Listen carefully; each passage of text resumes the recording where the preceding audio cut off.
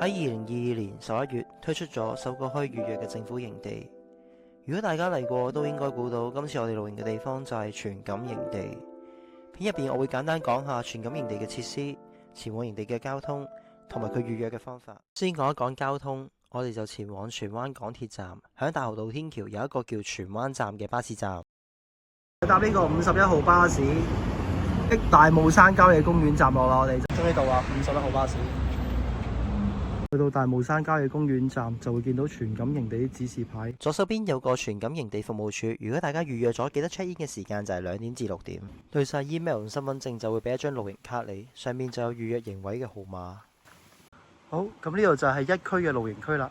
第一區嘅露營區最接近水源同廁所，相對地方便。咁佢頭先 check in 完，佢就會俾個白色牌我，佢要掛出嚟。就喺前面啦，呢度就係27號營區啦。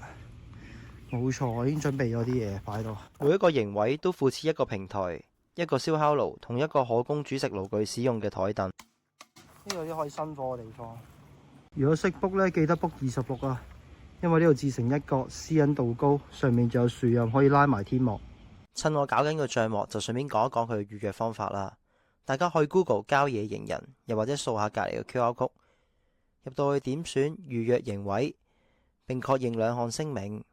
再入去就會選定入營嘅日期同離營嘅日期，然後系統就會列出可以供預約嘅營位位置，再選預約，填埋個人資料就可以提交表格㗎啦。咁當你成功預約之後，就會收到 email 去確認你預約成功，係冇事正呢。斬柴佬的日常。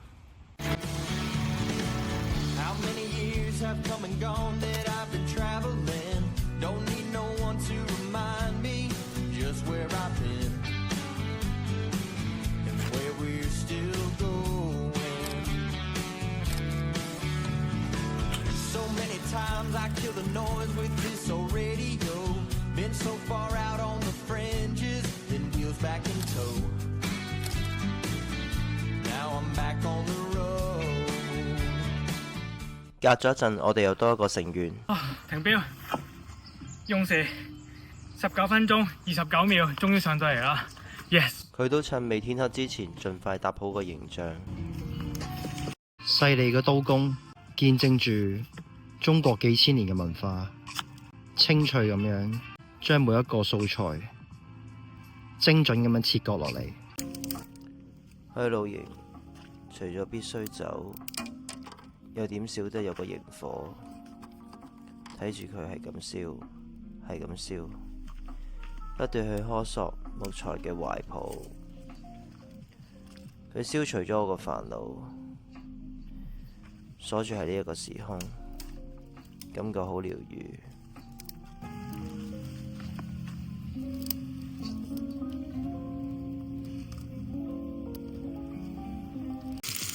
係傳說米芝蓮3星連車都唔會用嘅材料。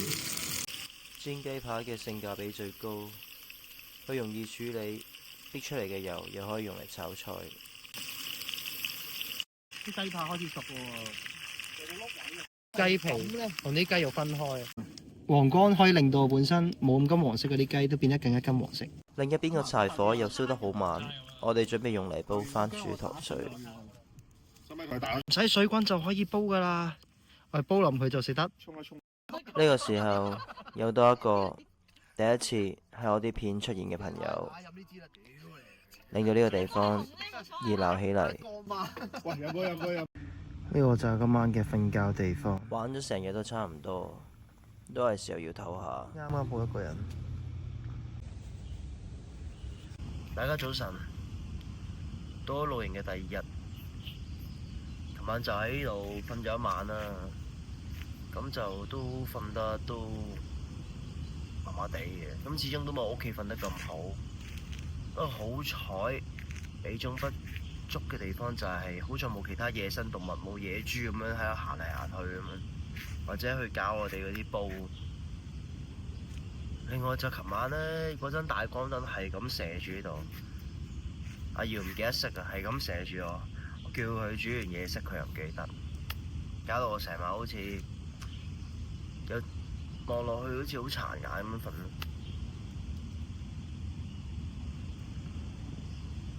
不過朝頭早起身呢，見到咁寧靜咧，其實個人都好舒服嘅。好，準備睇下整下早餐先。早啲起身就係為咗享受 me time，好好咁同自己對話嘅時間。既然都醒咗，咁就同大家行一行個全感營地啊！我如果行一嚟講都仲有好多位，我覺得呢個營呢，其實都好清幽，又冇乜野生動物啦。咁唯一我覺得最唔好嘅地方就係冇得沖涼，even凍水涼都冇得沖。有時煮完嘢呢個人呢，都係覺得有啲超立啊、油淋淋咁嘅。如果有得用啲梘液捽一捽呢，個人就會再好瞓啲。第二就係個廁所啦，廁所佢係呢一隻流動式嘅廁所嚟嘅，咁就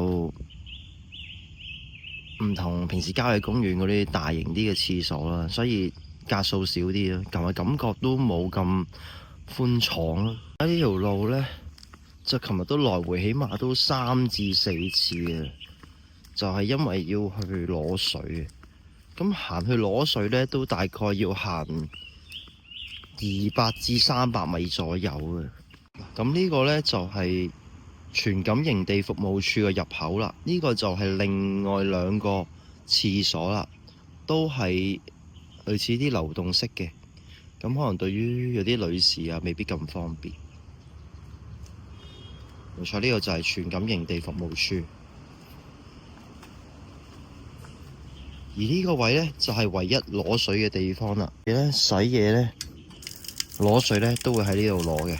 琴日我問過佢呢，佢個入營嗰個時間呢，好似最早都要2點，所以就算想朝頭早早啲入嚟，都未必可以及早攞到個營嘅。咁每一次露營行山，我都好鍾意拍低少少片去記錄低，因為好想沉澱一下個過程。